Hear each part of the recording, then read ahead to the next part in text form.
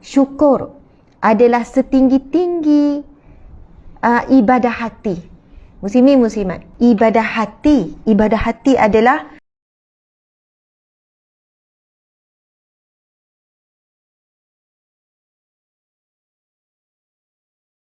Subhanallah. Menyebut tentang perkataan syukur, saya hadir kuliah Tuan Guru di inilah Jenderami. Subhanallah, Allahu Akbar.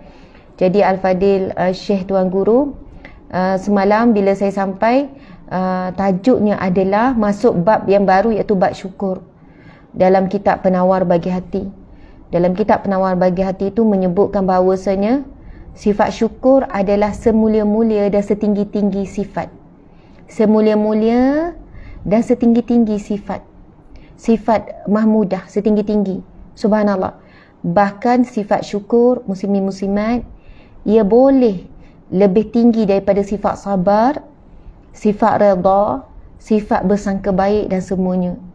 Kerana jika kita perhatikan, dengan kita ada sifat syukur, maka kita dapat sabar. Dengan ada sifat syukur, maka kita dapat redha. Masya Allah. Contohlah kita kematian orang yang tersayang, tapi kerana kita syukur. Syukur apa? Ada yang kata, Ustazah, saya memang sedih, suami saya meninggal. Masya Allah.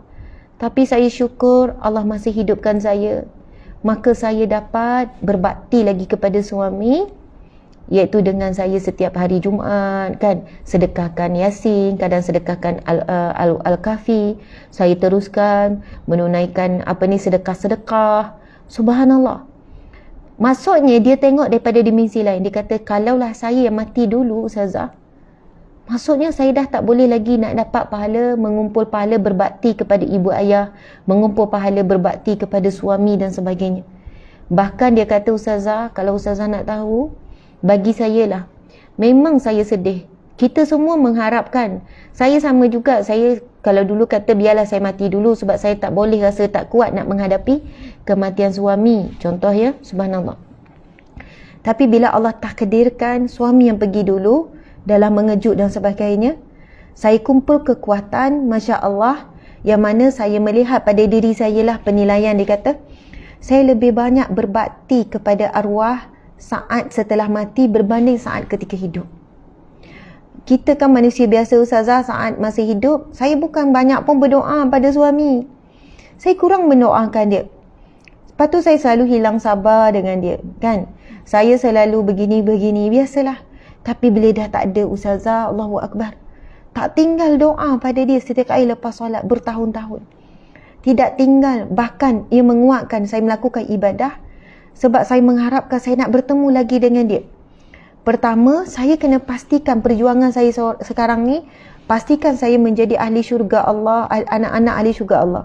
Sebab yang selalu saya sebut pada anak-anak, kita jumpa balik.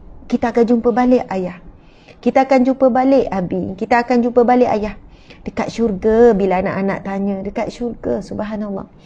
Jadi masa saya sebutkan kalimah tersebut, dia kata, saya akan rasa sekarang, saya tak boleh nak gantung kepada orang lain. Saya kena berjuang untuk pastikan anak-anak semua satu kapal menuju ke syurga Allah. Sekapal menuju syurga Allah.